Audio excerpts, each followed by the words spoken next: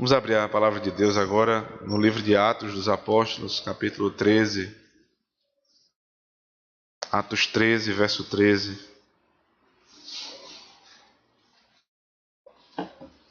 Nós vamos ler hoje do verso 13 até o verso 41. Atos 13, verso 13.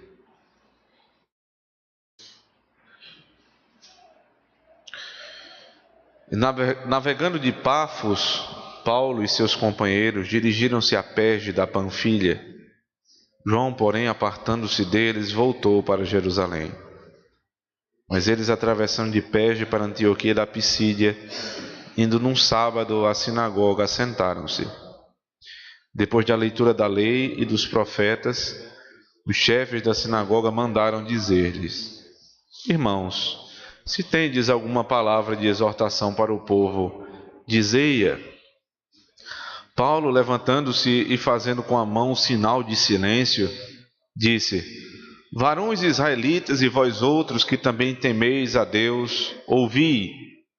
O Deus deste povo de Israel escolheu nossos pais e exaltou o povo durante sua peregrinação na terra do Egito, de onde os tirou com braço poderoso, e suportou-lhes os maus costumes por cerca de 40 anos no deserto.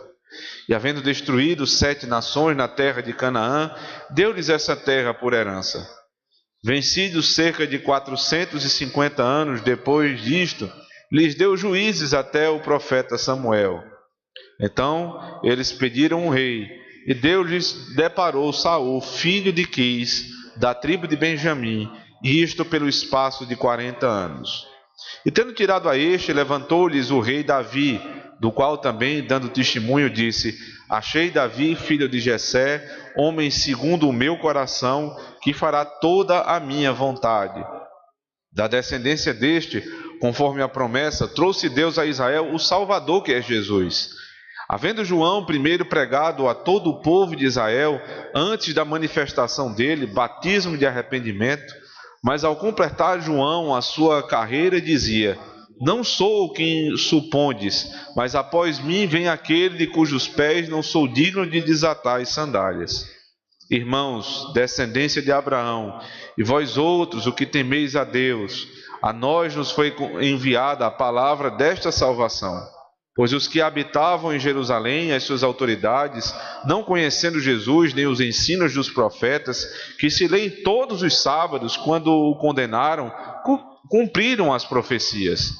Embora não achassem nenhuma causa de morte, pediram a Pilatos que ele fosse morto. Depois de cumprirem tudo o que a respeito dele estava escrito, tirando do madeiro, puseram-no em um túmulo. Mas Deus o ressuscitou dentre os mortos, e foi visto muitos dias pelos que com ele subiram da Galiléia para Jerusalém, os quais são agora as suas testemunhas perante o povo. Nós vos anunciamos o evangelho da promessa feito a nossos pais, como Deus a cumpriu plenamente a nós, seus filhos, ressuscitando a Jesus, como também está escrito no Salmo 2: Tu és meu filho, eu hoje te gerei. E que Deus o ressuscitou dentre os mortos, para que jamais voltasse à corrupção. Desta maneira o disse: E cumprirei a vosso favor as santas e fiéis promessas feitas a Davi. Por isso também dizem outro salmo: Não permitirás que o teu santo veja corrupção. Porque na verdade, tendo Davi servido a sua própria geração, conforme o desígnio de Deus, adormeceu, foi para junto de seus pais e viu corrupção. Porém, aquele a quem Deus ressuscitou não viu corrupção. Tomai, pois, irmãos, conhecimento de que se vos anuncia a remissão de pecados por intermédio deste, e por meio dele todo o que crê é justificado, de todas as coisas das quais vós não pudestes ser justificados pela lei de Moisés. Notai, pois, que não vos sobrevenha o que está dito nos profetas: Vede, ó desprezadores, maravilhai-vos e desvanecei, porque eu realizo em vossos dias obra tal, que não crereis se alguém vô-lo contar. Amém. Vamos orar ao Senhor mais uma vez, irmãos. Ó Deus santo e poderoso, diante da tua bendita palavra, nós colocamos agora, Senhor Deus, o nosso coração, pedindo mais uma vez que o Senhor use a tua força em nosso favor. A força que cura, a força que sara e que consola os nossos corações. Para que o teu povo seja abençoado pela tua pregação. E que o Senhor use o pregador com poder, intrepidez e fidelidade, a fim de que essa palavra seja uma palavra para o nosso coração. Amém. Quando nos é dada uma ordem, se espera que nós cumpramos isso e sem demora. Quando seu patrão, amanhã na segunda-feira, seu chefe, seu pai, sua mãe, lhe der uma ordem, você precisa lembrar que ordens são dadas não para serem procrastinadas. Não é porque foi dito hoje, então se eu tenho um prazo até amanhã, eu vou deixar para fazer amanhã, na última hora, de toda forma. Mas as ordens são dadas para que sejam cumpridas imediatamente, com diligência, sem demora. É assim que se espera. Sempre que você está na posição superior a alguém, você dá uma ordem, você espera que aquilo seja feito, mas não só seja feito logo e da melhor maneira. E os bons servos são aqueles que atendem a ordem à medida que ela é dada, sem procrastinação. Eu digo isso porque as ordens de Deus dadas aos discípulos e especialmente aos apóstolos eram dadas à medida que o Espírito falava ao coração deles. Nós que estamos acompanhando o início das viagens missionárias do apóstolo Paulo, especificamente a primeira viagem dele, temos visto como a ordem de Deus ela é rápida e precisa ser cumprida, né, tão rapidamente quanto ela é dada. Porque foi dito pelo Espírito que Paulo e Barnabé deveriam ir até Antioquia. E vimos no último sermão que eles foram para Antioquia e pregaram naquela cidade. E que o procônsul, Sérgio Paulo, se converteu. Ordem dada para os apóstolos era ordem cumprida. Eles não esperavam muito tempo para cumprir a vontade do Senhor.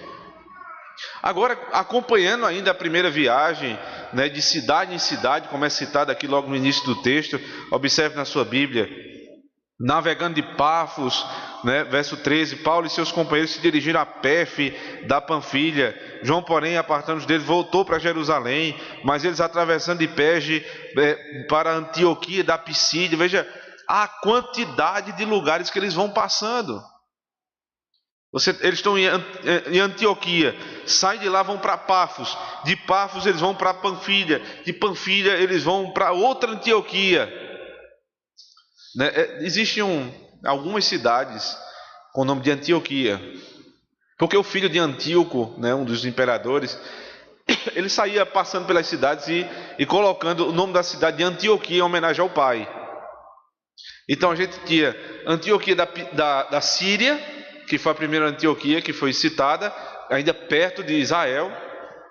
E essa Antioquia da Pisídia, ela está lá na Ásia Menor, já ali hoje onde é o leste europeu, no finalzinho ali, você tem ali a Antioquia da Pisídia. E os apóstolos estão passando de cidade em cidade. E em algumas cidades ela simplesmente é citada. Veja, Perge. Dirigiram-se a Perge da Panfilha. Mas eles não ficam lá. No verso seguinte é dito, atravessando de Perge para Antioquia. Eles só passaram. Eles não tiveram condição de plantar igreja em toda a cidade que eles passaram.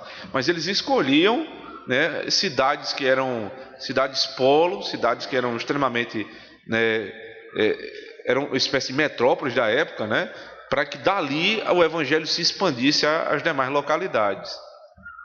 Só que no grupo apostólico, ou no grupo que seguia Paulo, Barnabé não era um apóstolo, mas uma espécie de evangelista que acompanhava Paulo, tinha um jovem que era citado sempre de relance. Eu acho interessante isso. João Marcos, ele nunca é o principal da história, ele sempre é citado de relance.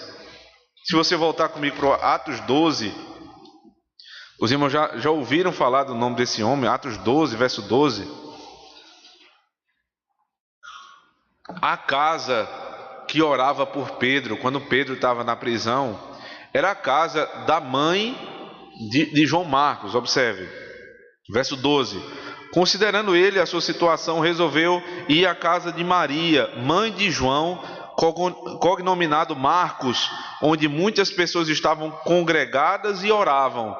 Veja, Marcos é citado assim. Ele aqui é o filho da mulher que empresta a casa onde a igreja se reunia, porque a igreja não tinha, um local próprio de reunião. Ela se reunia inicialmente nas casas. Interessante que essa igreja também começou assim, se reunia numa casa, numa garagem de uma casa, e ali mulheres emprestavam a casa para que a igreja se reunisse. E esse homem é citado aqui, João, cognominado Marcos, porque João era o nome dele hebraico e Marcos era o nome grego, mas ele vai sempre ser chamado mais de Marcos a partir de agora, assim como Paulo, que deixou de ser chamado de Saulo, que era o nome hebraico, e passou a ser chamado de Paulo, que era o nome grego. É citado aqui João Marcos, depois é dito que ele acompanha, ainda no capítulo 12, ele começa a acompanhar Paulo e Barnabé. Ele está sendo discipulado para ser um pastor da igreja, um líder da igreja do Senhor Jesus Cristo. Mas novamente ele é citado, ele volta a aparecer na história no verso 13 do capítulo 13. Observe: navegando de Pafos, Paulo e seus companheiros dirigiram-se a Perge da Panfilha. João, porém, apartando-se deles, voltou para Jerusalém. Ele, mais uma vez, ele é citado de relance. Ele não é alguém muito importante na narrativa bíblica, aparentemente. Ele é só o filho da mulher que empresta a casa à igreja. Ele é só o jovem que está sendo treinado. E agora não é só isso. Ele é só o homem que desertou. Esse é Marcos. Os apóstolos na companhia dos apóstolos, os discípulos estão indo para Antioquia. E Marcos desiste de ir. A ordem de Deus é: vão para Antioquia, mas Marcos vai para Jerusalém. Os irmãos já se lembram de histórias parecidas. Jonas, Deus deu a ordem: vá pregar em Nínive. Ele vai para o lugar oposto. Ele não tem força para cumprir a vontade do Senhor. Quantas vezes nós não somos como Marcos, irmãos? Deus manda, você não consegue cumprir. Provavelmente muitos de vocês hoje aqui estão ouvindo essa história de Marcos, estão aplicando ela para a sua própria situação hoje. Como eu tenho sido um desertor da palavra de Deus. Quando eu deveria ser diligente em fazer a vontade do Senhor, Ele me manda fazer e eu não faço. Mais uma vez, ele vai ser citado agora no capítulo 15 e vai ser motivo de uma grande contenda, Marcos. Verso 37 do capítulo 15. E Barnabé queria levar também a João, chamado Marcos, mas Paulo não achava justo levá-lo, aquele que se afastara desde a Panfilha, não os acompanhando no trabalho. Houve entre eles tal desavença que vieram a separar-se. Então Barnabé, levando consigo a Marcos, levou para Chipre. O negócio era sério. Chegou um ponto que Barnabé era primo de Marcos, Então tinha uma ligação ainda de sangue. E aí Barnabé, ele quer levar Marcos consigo. E quando ele vai falar isso para Paulo, Paulo diz: não, esse desertor, nós não sabemos exatamente por que Marcos não quis acompanhar os irmãos. Provavelmente ele pode ter tido medo da viagem. A viagem era uma viagem muito perigosa. Ele era muito jovem. Ele não tinha experiência, na fé ainda. Então isso contava muito em desfavor de Marcos. E é muito provável que ele não queria pregar aos gentios. Essa parece que é a tese mais forte.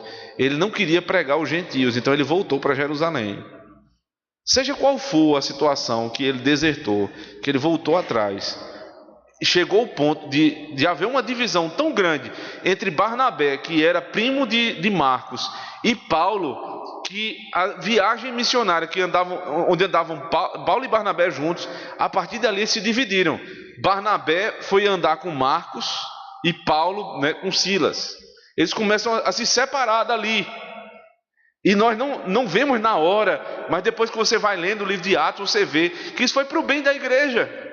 A separação de Paulo e Barnabé foi para o bem da igreja, porque agora você não tinha mais, né, uma comitiva missionária, você tinha duas comitivas missionárias. Duas comitivas de missionários que foram separadas por conta dessa luta entre Paulo e Barnabé por conta de Marcos. Ele vai aparecer novamente lá na carta aos Colossenses, abra comigo. Colossenses capítulo 4.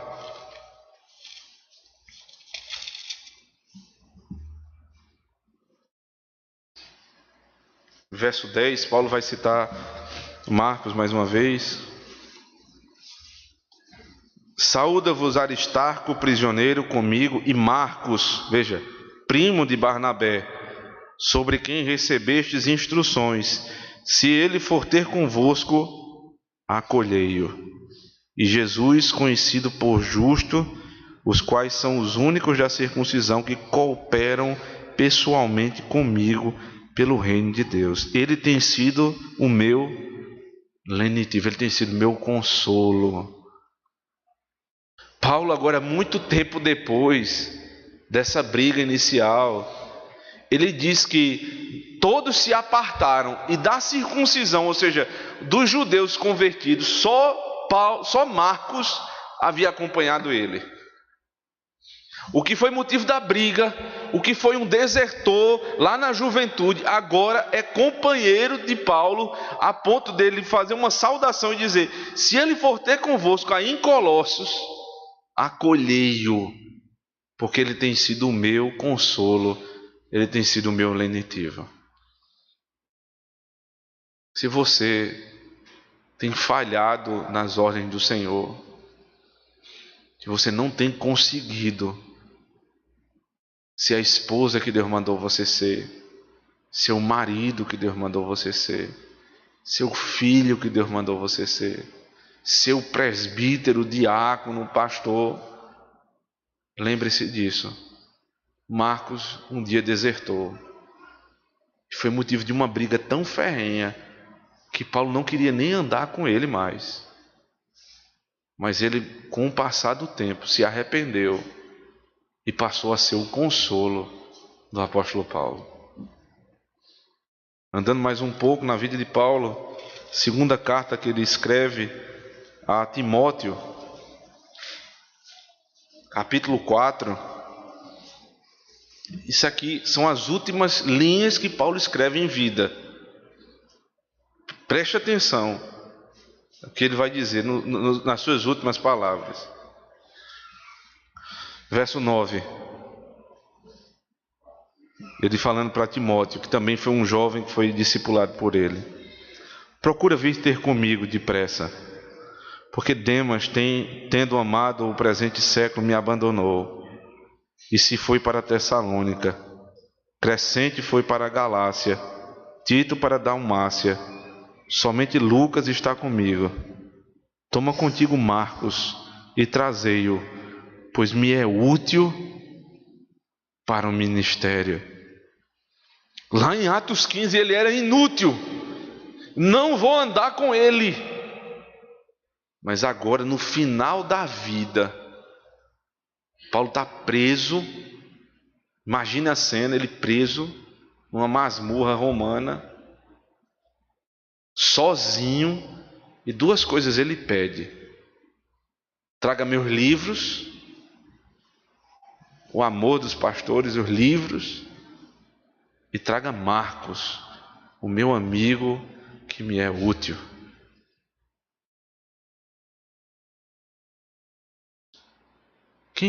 Quem durante a caminhada de alguma maneira pecou contra você e você disse: essa pessoa é inútil na minha vida? Meu pai é inútil, minha mãe é inútil, meu esposo, minha esposa são inúteis na minha vida, não trazem nada para mim. Todos têm uma utilidade diante do Senhor, irmãos. Cada um tem uma utilidade.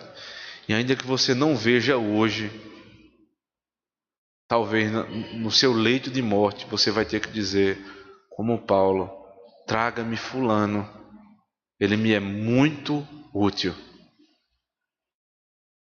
Marcos era um jovem na época que pecou, desertou, voltou para Jerusalém e realmente deixou os discípulos sozinhos. Mas ele se consertou pelo caminho. Ele passou a ser um homem útil ao ministério do apóstolo Paulo. E passa a ser parte da mensagem do Evangelho, que tira um ser inútil como nós somos e nos dá utilidade no reino de Deus. A conversão faz isso. Lembre-se, lá em Filemon,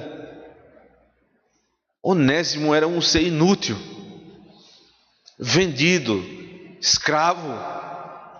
E ele diz, Paulo depois diz, eu quero pagar o preço por ele. E se ele voltar para ti, Filemon, ele te será muito útil. Recebam não apenas como servo, mas como teu irmão amado. Aquele que você despediu, que lhe era inútil, lá na frente pode lhe ser útil, irmão amado. Voltando lá para o texto de Atos, capítulo 13. Agora nós vamos ver a parte daqueles que foram sempre fiéis. Marcos se despediu, seguiu o seu caminho.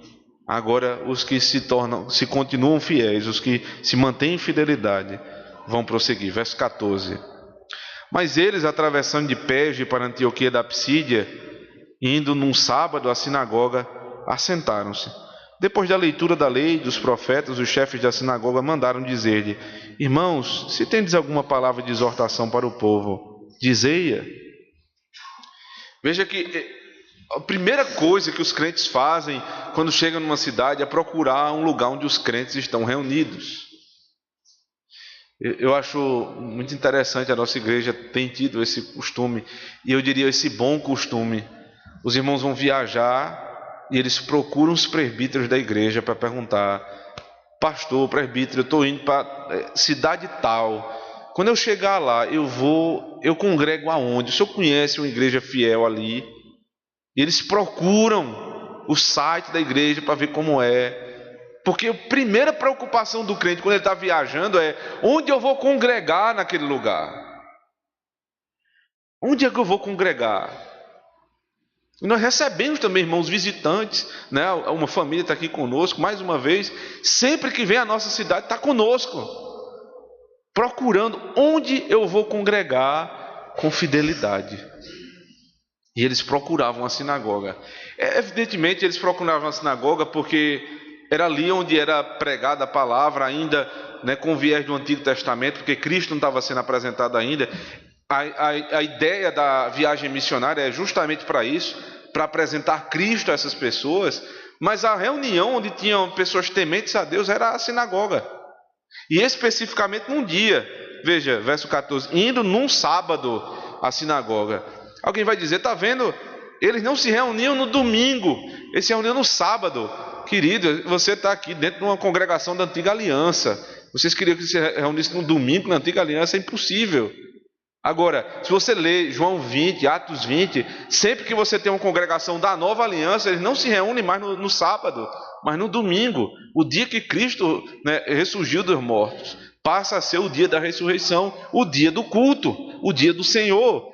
Então aqui eles estão se acomodando à situação daquela cidade, né? Temporariamente seria aquela situação, porque eles iriam apresentar o Evangelho.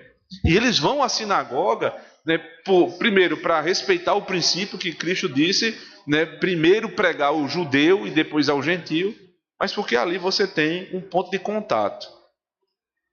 Eles conhecem a Escritura, eles já ouviram falar a respeito do Senhor, Então ali é um ponto de contato muito forte. Como é que você vai começar uma igreja numa cidade que você não conhece ninguém? Você vai para a sinagoga, onde as pessoas estão com a Bíblia aberta, e você vai pregar dentro da sinagoga.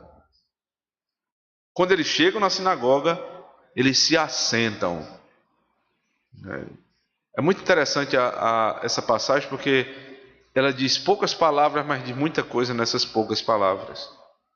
Porque se eles se assentam, é porque foi dado assento a eles.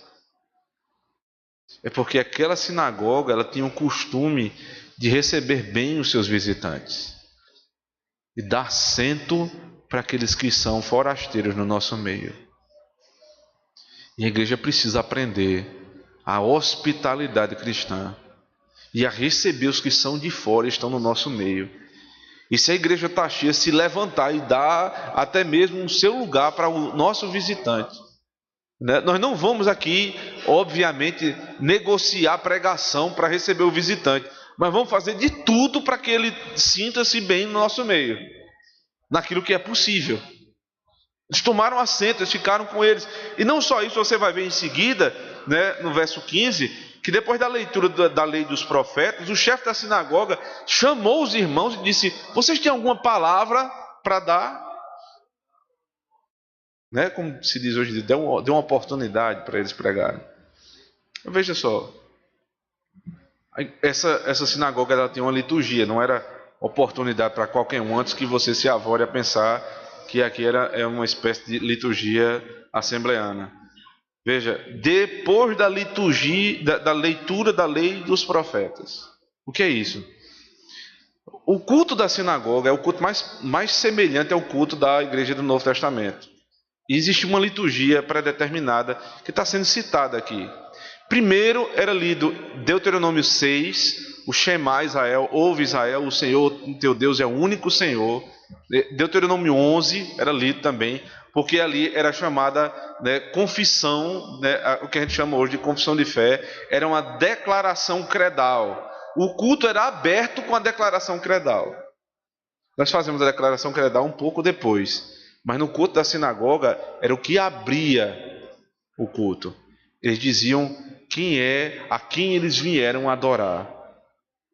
Então você que se pergunta sempre por que na nossa igreja há um momento de declaração do credo, seja das confissões, dos catecismos ou dos credos, aqui vem a base bíblica.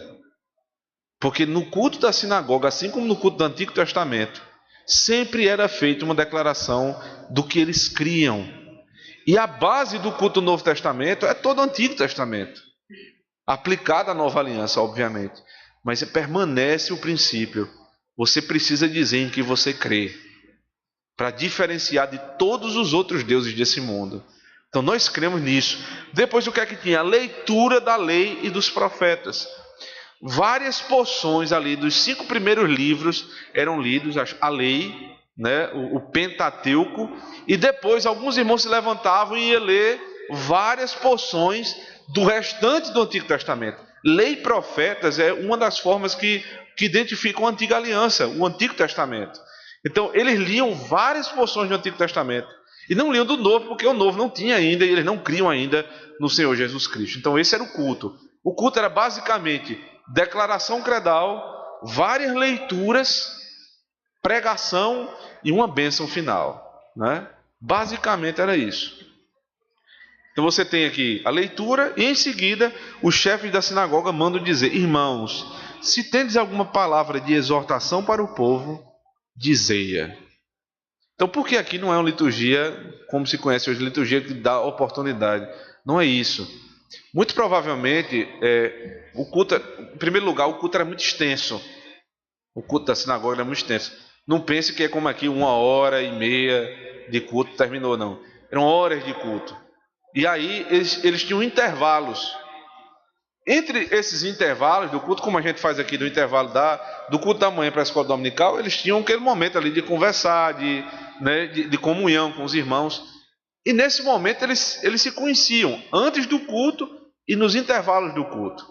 Então é muito provável que num desses intervalos os chefes da sinagoga chegaram para aqueles homens que estavam ali, perguntaram quem eles eram. E Paulo se identificou como rabino. Ele era um rabi, um mestre da lei. Então, quem está sendo convidado para pregar não é fulano de tal está no nosso meio, então venha pregar. Não, era um rabino. Alguém que conhecia a Torá, né, a lei do Senhor, decorada. Que pregava todo sábado. Então não é qualquer um. Fazendo uma analogia, é como um pastor da igreja está no nosso meio. Vamos convidar um irmão para pregar? Fazemos isso até hoje. Então, essa oportunidade era dada com esse critério. Quem vai pregar? Alguém que é preparado para a pregação. E o que é que ele vai pregar? Veja o que é dito. Traga-nos uma palavra de exortação, que é também traduzida por uma palavra de consolo. Às vezes a gente pensa que exortação é só bronca, né? É só levar um carão do pastor. A palavra exortar, ela quer dizer trazer para o lado. É palavra parakaleo, para o lado, kaleo é chamar para andar de lado. Então quando você está exortando alguém, você está chamando para ela nem andar atrás de você, nem se desviar do caminho, nem andar na sua frente, mas ela vai andar do seu lado. É uma palavra de consolo. E eu lhe pergunto, quantas vezes você não já chegou na igreja completamente acabado, coração destroçado, triste, e quando você ouve a pregação, a palavra é de consolo. Não é uma palavra de exortação simplesmente, é uma palavra que consola o nosso coração. O que é que Paulo vai pregar? Observe. Verso 16. Paulo, levantando-se e fazendo com a mão o sinal de silêncio. Veja que provavelmente realmente era um desses intervalos. Porque no intervalo aqui vocês sabem como é, né? Vai todo mundo lá para trás, fica aquele burburinho até que eu venho aqui e começo. Irmãos, vamos começar. Irmãos, façam silêncio. Volte para os seus lugares para a gente recomeçar para a escola dominical. É mais ou menos isso que está acontecendo aqui. Paulo ele vai retomar o culto. Está aquela conversa ali. Então ele levanta a mão, aquele sinal de silêncio, e ele diz, né, levantando-se e fazendo com a mão o sinal de silêncio, disse: varões israelitas e vós também que temeis a Deus, ouvi. Ouçam o que eu vou dizer agora. Quem vai ouvir? Quem era o público do apóstolo Paulo? Varões israelitas e os que temeis ao Senhor. Porque dentro daquela sinagoga não só tinham os israelitas, mas existiam o israelita que nasceu em Israel, foi circuncidado e teve que sair de Israel por conta da dispersão, da perseguição. Existiam aqueles que não eram israelitas, mas se converteram e foram circuncidados. E existia um grupo que não era de Israel, que começou a crer no Deus de Israel, mas tinha dificuldade com a circuncisão, ou seja, não queria receber a circuncisão. A esse grupo era chamado os que temem ao Senhor. Eles tinham um certo temor, mas não tinham o sinal e selo da aliança. Como hoje na igreja. Como muitos na igreja. Que frequentam todo domingo a igreja. Temem ao Senhor, mas não têm o sinal da aliança. Na sinagoga eles eram privados de algumas reuniões, eles não podiam participar, né, da intimidade de todas as reuniões. Eles não podiam participar dos sacramentos. Assim como você, que teme ao Senhor, mas não tem o sinal e selo da aliança, não pode sentar à mesa para comer do pão e beber do cálice. Você não pode votar nos seus representantes, presbíteros e diáconos. Quantas vezes você foi privado disso? Você vai ser eternamente apenas um que teme a Deus, ou vai ser um varão israelita de verdade? Se você teme ao Senhor, busque o batismo, irmão. Começa o conteúdo, a primeira parte do conteúdo do sermão do apóstolo Paulo. Observe. O Deus deste povo de Israel, verso 17, escolheu nossos pais e exaltou o povo durante sua peregrinação na terra do Egito, de onde os tirou com braço poderoso, e suportou-lhes os maus costumes por cerca de 40 anos no deserto. Paulo vai separar, fazer um sermão expositivo de todo o Antigo Testamento, mas por partes. Primeiro ele está tratando aqui do êxodo de Israel, que Israel estava no Egito e foi tirado por Deus com mão poderosa e braço estendido, e depois de 400 anos no Egito, eles passaram 40 anos no deserto, e no deserto Deus suportou-lhes os maus costumes, e começa a mostrar Deus como um Deus de misericórdia. Quais eram os maus costumes do povo? Um povo que murmurava, que reclamava de tudo, que queria voltar para o Egito. Esses eram os maus costumes que Deus suporta até hoje, porque nós fazemos exatamente a mesma coisa. Então a primeira parte é essa. Ele levou até Canaã, veja, verso 19, e ele bota um ponto final nessa parte, no verso 20. Vencidos cerca de 450 anos, depois disso lhes deu juízes. Que conta é essa, 450 anos?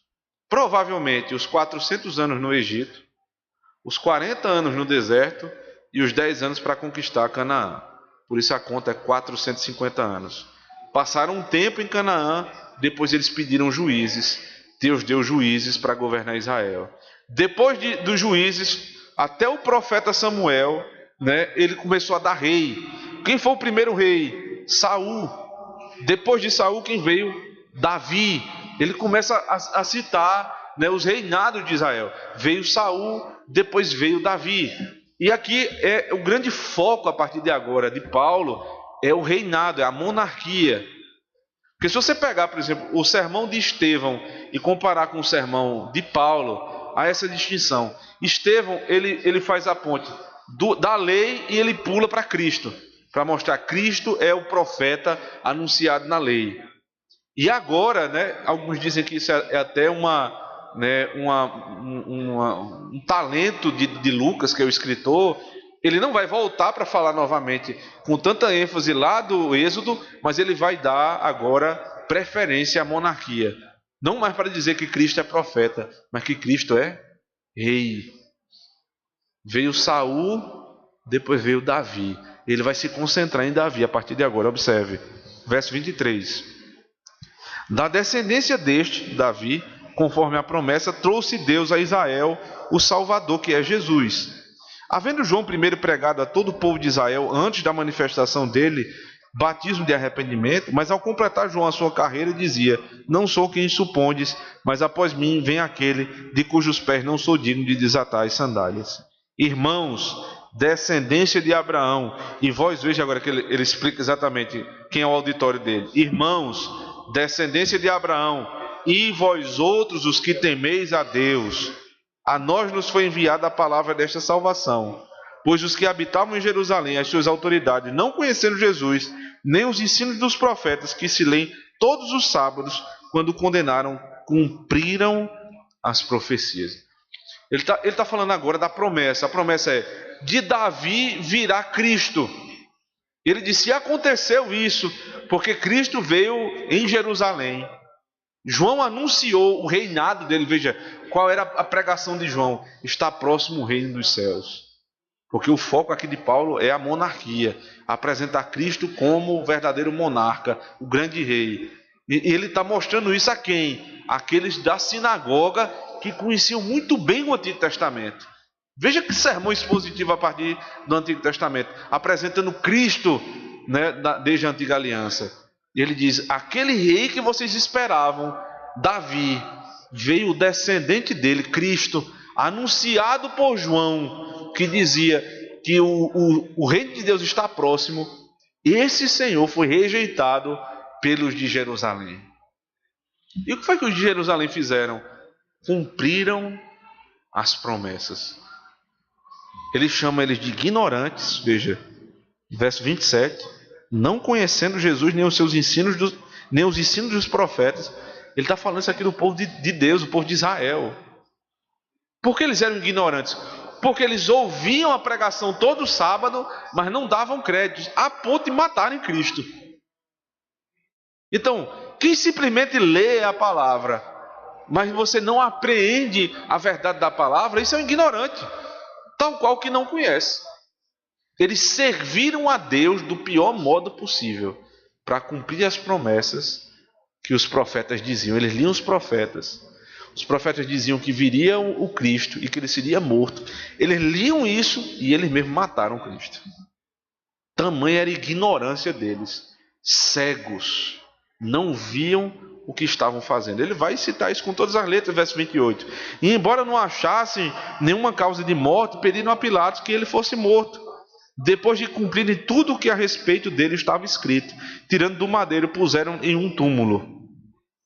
Mas Deus o ressuscitou dentre os mortos, e foi visto muitos dias pelos que com ele subiram da Galiléia para Jerusalém, os quais são agora suas testemunhas perante o povo. Nós vos anunciamos o evangelho da promessa feita a nossos pais. Veja, o evangelho que nós estamos apresentando aqui, ele está falando dentro da sinagoga. É muita ousadia de Paulo. O evangelho que eu estou anunciando a vocês não é outro evangelho, mas é o que vocês leem todo sábado aqui na sinagoga, que o Cristo viria. Mas se vocês rejeitarem o evangelho que eu estou pregando, vocês estão rejeitando igual os de Jerusalém, que liam todo sábado na sinagoga e mataram Cristo. Ou seja, vocês vão ser culpados do mesmo erro. Só que o Cristo que eu anuncio não está morto mais, porque Deus o ressuscitou. E ele vai provar agora na Escritura que Deus ressuscitou, cumprindo as promessas. Veja, verso 33. Como Deus a cumpriu plenamente a nós, seus filhos, ressuscitando a Jesus, como também está escrito no Salmo 2. Perfeito, a aplicação messiânica que ele dá do Salmo 2. Primeiro, os salmos já estavam divididos, ele sabe que o Salmo 2 é exatamente o Salmo 2 que a gente lê e canta até hoje, e ele vai citar esse salmo dizendo: Tu és meu filho, eu hoje te gerei. E que Deus o ressuscitou dentre os mortos para que jamais voltasse à corrupção. Dessa maneira o disse. Veja, primeiro ele cita o Salmo 2, verso 7, que diz: Tu és meu filho, eu hoje te gerei. Esse já era um salmo comumente aplicado ao messianismo, à vinda do Filho de Deus. Mas quando Deus diz ali: Tu és meu filho, eu hoje te gerei, comumente a interpretação dada era: Tu és meu filho, eu hoje te gerei. É a eterna geração do filho. Quando foi que Deus gerou Cristo? Porque ele é filho. Então, se ele é filho, ele é gerado. Hoje. Quando é hoje para Deus? Todo tempo. Então, em uma perspectiva, aquele salmo, no verso 7, fala a respeito da eterna geração de Cristo. Ele sempre foi filho de Deus, eternamente gerado. Mas Paulo está dando aqui uma outra vertente de interpretação. Ele está dizendo que a ressurreição pela qual Deus ressuscitou Cristo, naquele momento Deus disse: Tu és meu filho, eu hoje te gerei. Hoje ali é o dia da ressurreição e a entronização de Cristo. Quando lá em Mateus 28, verso 19 e 20, ele diz: hoje eu recebi a autoridade sobre os céus e a terra. Ele foi gerado filho e foi feito Senhor. Naquele momento da ressurreição se cumpriu plenamente o Salmo 2. O eterno Filho gerado se tornou Senhor, Rei sobre todas as coisas. E quem é esse Rei? O Filho de Davi que vocês tanto esperam. Ele continua, agora vai citar o Salmo 16, no verso 34. E cumprirei a vosso favor as santas e fiéis promessas fiéis feitas a Davi. Por isso também diz em outro salmo: Não permitirás que o teu santo veja corrupção. Porque na verdade, tendo Davi servido a sua própria geração, conforme o desígnio de Deus, adormeceu, foi para junto de seus pais e viu corrupção. Porém aquele a quem Deus ressuscitou não viu corrupção.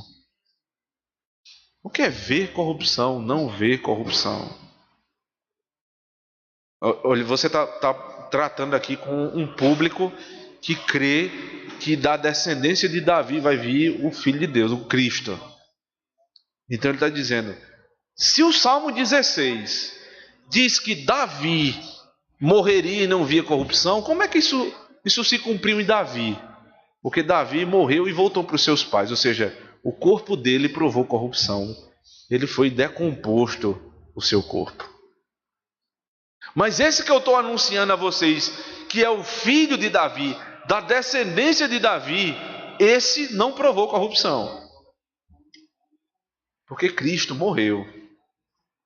Mas ao terceiro dia, ele ressuscitou. Eu falava isso aqui para os irmãos, né? Lendo as Institutos de Calvino, ele fala sobre isso. Ele diz, porque Lázaro só foi ressurreto ao quarto dia. Quando chegou lá, obviamente para a maior glória de Deus, porque Cristo mesmo cita isso, mas porque quando ele chega lá, o que é que as irmãs dizem? Ele já cheira mal. Lázaro estava começando a provar a corrupção. Cristo é ressurreto ao terceiro dia. Não provou corrupção. Ele é exatamente o cumprimento da profecia do Salmo 16. Ele morreu, mas não provou corrupção. Continua o texto, verso 37, verso 38. Tomai, pois, irmãos, conhecimento de que se vos anuncia remissão de pecados por intermédio deste, e por meio dele todo que crê é justificado de todas as coisas das quais não pudeste ser justificado pela lei de Moisés. Eu fico impressionado com a habilidade de Paulo de sair de uma pregação lá do Egito, passar por todo o Antigo Testamento, apresentar Cristo e dizer, esse Cristo que eu estou apresentando aqui é o que vocês precisam para serem justificados dos seus pecados. Uma história que era longe e não dizia respeito a mim, que era de um outro povo. No final das contas, o que é que acontece? O pregador, ele chama aquela história, aponta para o ouvinte e diz, eu estou falando com você. Se você não crê na história que eu estou dizendo aqui, você não será justificado do seu pecado, porque a lei de Moisés não pode justificar, só Cristo justifica por meio da fé. Aqui chegou o cerne da doutrina paulina, justificação pela fé. Tudo que eu apresentei a respeito de Cristo é, se você crê, você é justificado. Se você não crê, você está condenado. E ele termina o sermão dizendo, verso 40, notai, pois, que não sobrevenha o que está dito nos profetas. Vede, ó desprezadores, maravilhai-vos e desvanecei, porque eu realizo em vossos dias obra tal, que não crereis se alguém vô-la contar. Ele está citando agora Abacuque capítulo 1, verso 5. Parece um texto até fora de contexto. Se você lê Abacuque 1:5, né, ali é a história, né, de quando Israel foi invadido por um povo inimigo. E ele aplica, né, aquela invasão, ele diz, olha, os caldeus vão invadir e vão tomar a terra de vocês, mas eu vou acabar com os caldeus depois e vou dar grande salvação a Israel. Ele aplica essa história e diz, vede, ó desprezadores, e maravilhai da obra que eu estou fazendo. Se vocês não ouvirem a minha pregação, a grande obra, não que os caldeus tenham invadido e eu vou dar salvação, mas que Cristo morreu e ressuscitou. Se vocês crerem nisso, a palavra vai se cumprir para vocês, para a salvação. Mas se vocês não crerem, a palavra também vai se cumprir para a vossa condenação. Porque o final do sermão de Paulo, como todo sermão, só tem dois caminhos. Todos os dois caminhos vão glorificar a Deus. Mas são dois caminhos diferentes para mim. Todo sermão me leva mais para perto do céu ou mais para perto do inferno. mas ele sempre lhe leva para algum canto. Você não sai daqui depois de um sermão, né, e vai ficar no mesmo lugar. Não fica. Ou você está mais perto do céu, ou você está mais perto do inferno agora. Se você ouve as palavras da pregação, se você é, né, um servo, talvez até como Marcos, que tem dificuldade de prosseguir, mas deseja prosseguir, essa hora de você, no final do sermão, pedir perdão. Senhor, eu clamo a Ti, tenha misericórdia de mim. E o sermão lhe levou mais para próximo do céu. Mas se você desprezar a palavra, Deus vai ser glorificado também na sua condenação. E você vai continuar seu caminho, desprezando, ouvindo domingo após domingo e desprezando a pregação. E Deus vai cumprir o propósito que Ele tem na sua vida para a condenação eterna. Minha pergunta é: você, como Marcos, é alguém que tem dificuldade de cumprir as ordens do Senhor, mas deseja? Você é um fiel servo de Deus como Paulo e Barnabé? Ou você é um desprezador como os de Jerusalém? Hoje pela manhã nós estudamos aqui na escola dominical sobre a paciência de Deus. Uma coisa que me chamou muita atenção na leitura daquele texto: a paciência de Deus. Deus é paciente demais.